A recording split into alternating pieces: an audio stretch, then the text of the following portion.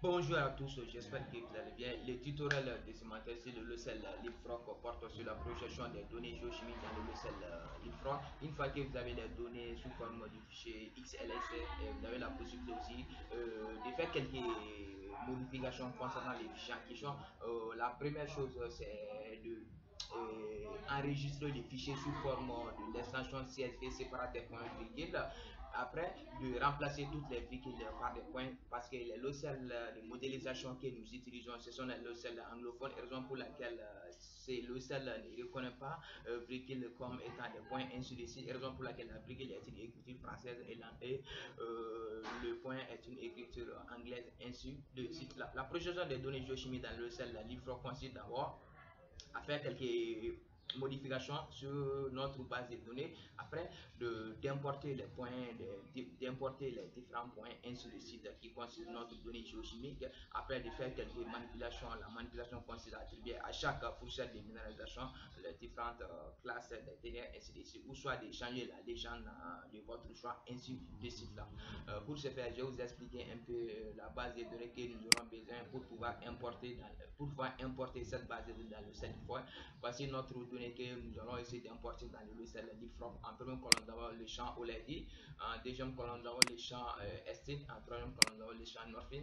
Et en dernière colonne, nous avons le champ Elevation. Et en dernière colonne, nous avons le champ Latenaire, ainsi de suite. On dit que ces champs sont obligatoires pour la projection des données géochimiques dans le logiciel de modélisation en général et en particulier dans le logiciel LeapFrog, ainsi de suite.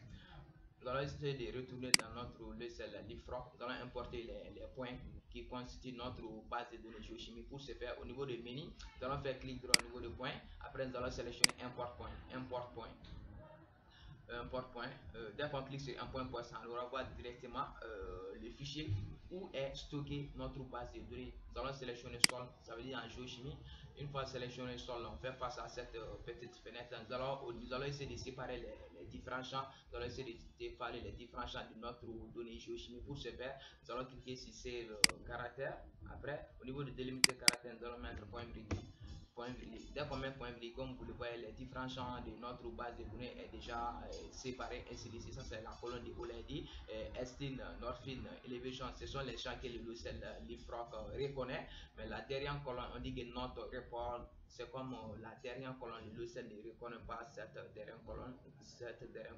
Nous allons essayer de cliquer sur Import pour sélectionner AU numérique pour que le logiciel puisse reconnaître la colonne de la ténèbre. Une fois rempli ces différentes cases, nous allons cliquer sur Finish pour exécuter ainsi de suite. On passe un tout petit peu ça en cours de chargement.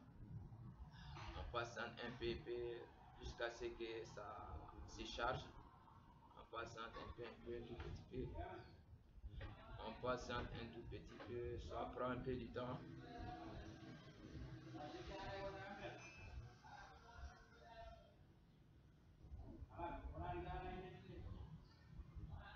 Bon, voici notre donnée géochimie. Nous allons cliquer sur ça. Nous allons cliquer sur Sol. Après, nous allons cliquer sur Open. Dès qu'on clique sur Open, ça c'est l'information concernant notre donnée géochimie. On a la possibilité de faire quelques modifications. Une fois fait double clic au niveau de chaque colonne, vous avez la possibilité de saisir. Suppose ici, vous avez fait une erreur, vous avez mis 1 à la place de 2 ou 2 à la place de 1. C'est à travers ça que vous pouvez faire la manipulation et la modification un sur ici. Une fois fait la modification, vous allez cliquer sur Save pour enregistrer. Après aussi, nous allons cliquer sur Fixe et Enregistre pour voir l'erreur qui se trouve dans notre donnée en question. Comme vous le voyez, invalidé valeur ID. C'est comme ici, l'erreur se trouve dans cette partie. Nous allons faire double clic au niveau de notre ténèbre ici. C'est comme l'erreur, c'est très simple. C'est comme les deux celles ne reconnaissent pas la valeur minimum de notre ténèbre. La valeur minimum de notre ténèbre. Pour que la valeur minimum de notre ténèbre, ainsi de suite, nous allons essayer de retourner dans notre fichier Excel. Dans la colonne OLED, la valeur minimum, vous allez essayer de voir la valeur minimum. Je pense que la valeur minimum c'est 0.01. Valeur minimum 0.01, je pense que c'est ça, 0.01, c'est ça la valeur minimum de notre ténèbre, ainsi de suite. Nous allons essayer de saisir cette valeur même au niveau de cette partie pour que le logiciel puisse reconnaître la valeur minimum, ainsi de suite. Pour ce faire, au niveau des numériques valeurs, nous allons cliquer sur Rune, Add Rune. Après, dans cette partie value, nous allons mettre notre valeur minimum 0.01, 0.0. Après, nous cliquons sur OK. Après, nous allons cocher cette partie. On dit que Test Run Have and Receive. Après, nous cliquons sur enregistrer. Nous cliquons sur enregistrer.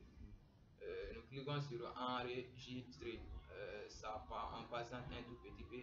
Une fois cliqué sur enregistrer, on peut même fermer cette petite fenêtre. On peut même fermer cette petite fenêtre aussi. On peut fermer cette petite. Importer les données géochimiques au niveau de la fenêtre d'affichage. Nous allons maintenir le clic droit et on gère ça dans la fenêtre d'affichage. Comme vous voyez, nous venons tout à l'heure d'afficher les différents points qui constituent notre donnée géochimique dans le logiciel LeapFrog. Dans le logiciel LeapFrog, on a la possibilité de cacher aussi les données en cliquant sur cette partie, de faire réapparaître aussi, ou bien de fermer tout à l'heure, ainsi de suite là. Ici aussi, nous avons la possibilité aussi au niveau de la liste de roulant d'afficher les pistes sous forme de OLED ou bien sous forme de la ténère, ainsi de suite. En cliquant sur OLED, ainsi de suite, ça va s'adapter et on sera obligé d'afficher les textes aussi en cliquant sur cette partie, chose texte, ainsi de suite. On a la possibilité d'augmenter pour voir même dans chaque point les différents OLED, ainsi de suite là, d'afficher la légende aussi, ainsi de suite là. En plus de cacher la légende, vous avez la possibilité d'augmenter aussi les points aussi, ainsi de suite. Ça c'est sous forme de boule,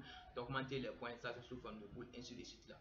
Ici aussi, nous allons sélectionner notre obtenir qui est là AU, après d'afficher la légende en cliquant sur cette partie. Comme vous le voyez, la légende, ça s'adapte à notre point de sonnage, ainsi de suite là, à notre point de sonnage, ainsi de suite là.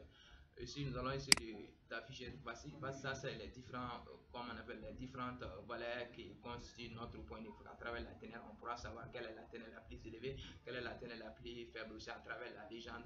Ça c'est la ténèbre la plus faible. La ténèbre la plus élevée c'est représenté par la couleur, cette partie, cette couleur, ainsi de suite.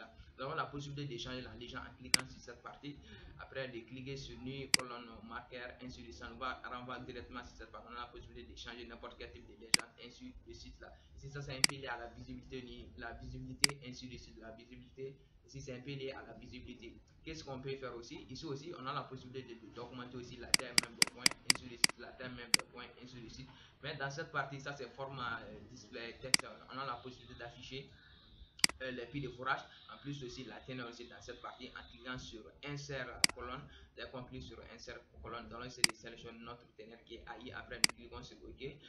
OK, comme vous le voyez, ça c'est la palette des différentes teneurs, ainsi de suite. Pareil aussi, on peut afficher aussi OLED aussi, toujours au niveau de display color. Ici, au niveau de insert, nous allons faire enter.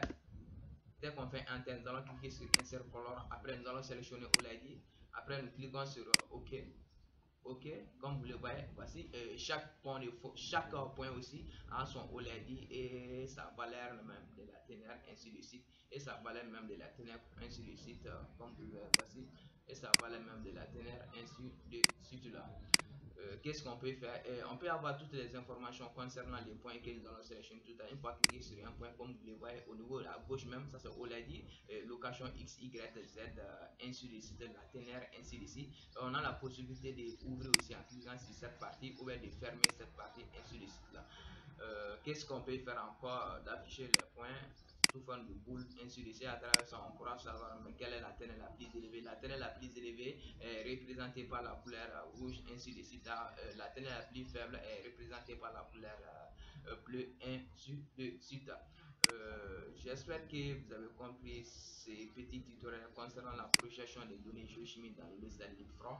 Merci de votre aimable attention. À la prochaine leçon.